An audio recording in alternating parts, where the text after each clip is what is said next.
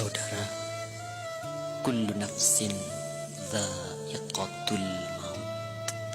Setiap yang bernyawa pasti akan mati. Hanya soal waktu, kematian itu nanti akan datang pada setiap kita.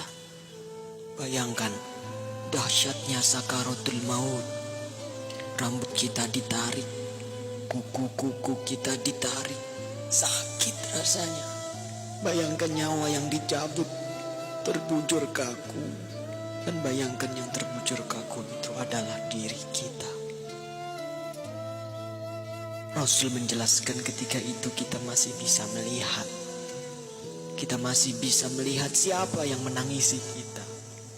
Siapa sahabat yang mentakziahi kita.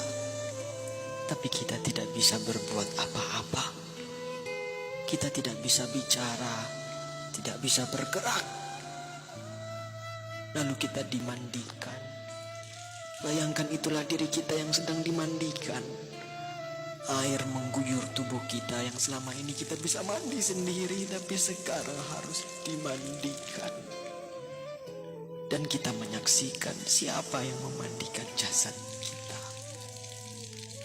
Bersyukur kalau yang memandikan itu adalah anak-anak kita. Sementara kita belum mengajarkan anak-anak kita untuk itu. Ya Allah. Kemudian kita dikafani. Kemudian kita disolati. Kemudian kita digotong, dibawa ke kuburan. Rasul menjelaskan kalau yang dibawa itu mayit yang soleh, maka mayit yang soleh itu akan berkata. Tapi ketika itu tidak ada seorang pun yang bisa mendengarnya, kecuali malaikat dan hewan-hewan. Manusia dan jin tidak bisa mendengar perkataan mayit.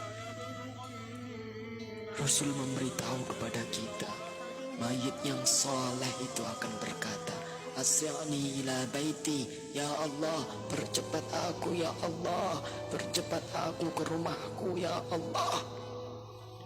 Dia sudah melihat surga Allah. Dia sudah melihat surga karena kesolehan di dunia selama ini. Subhanallah. Tapi sebaliknya, ketika mayit itu mayit yang banyak maksiat, mayit yang selama di dunia suka mengumbar aurat, pembunuh, perusak, penipu, koruptor, ya Allah. Mayat itu akan berkata, Aina tadhabun, mau dibawa kemana aku ini? Berhenti, berhenti. Tapi tidak ada yang mendengarnya. Ibunya tidak bisa mendengarnya. Ayahnya tidak bisa menolongnya. Teman-temannya tidak bisa berbuat apa-apa. Dan terus ia dibawa ke dalam kuburnya. Subhanallah. Saudara, semua kita akan masuk ke dalam galian lubang tanah 2 meter. Ketika itu kita masih bisa melihat untuk yang terakhir siapa yang mengubur kita. Siapa yang menutupi tubuh kita dengan tanah. Mungkin keluarga kita, mungkin tetangga-tetangga kita, atau sahabat-sahabat kita.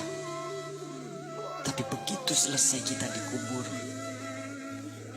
orang-orang yang kita cintai, orang-orang yang dulu selalu bersama kita, orang-orang yang dulu selalu menemani kita, semuanya pulang.